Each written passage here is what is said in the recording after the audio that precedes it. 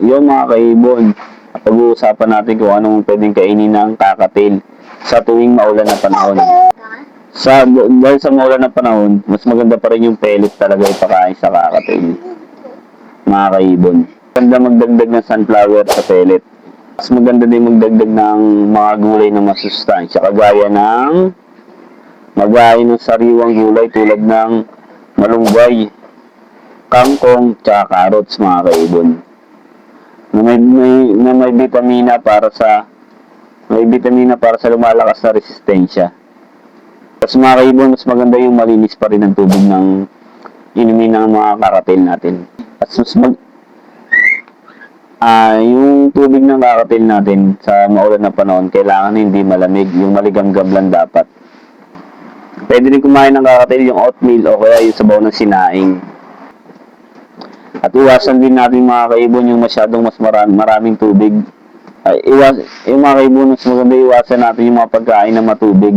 Yung mga prutas na kagaya ng mga makakatas na prutas, bawal sa kakatil. So yung mga prutas na galing sa refrigerator, kasi diretso ipapakain natin sa kakatil.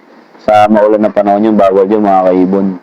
Kasi ang maging epekto nun kapag pinakain natin ng ganun, madali sila magkaroon ng LBM o kaya sakit. Yung mga kaibon, no, may nagsasabi rin sa akin, may mga nagko-comment din sa akin mga kaibon, bawal daw kumain ng kangkong ang kakatil sa maulan na panahon.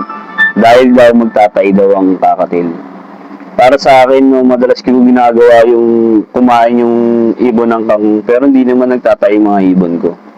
Pero siguro, depende rin siguro sa listation ng kakatil. Kung nagtatay talaga.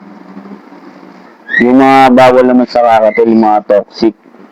Yung mga toxic na bawal sa ibon, huwag magbigay ng avocado kaya sibuyas, mga kaibon.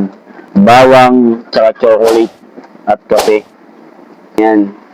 O kaya yung mga basang pagkain, bawal sa kanya yan sa maulan na panahon.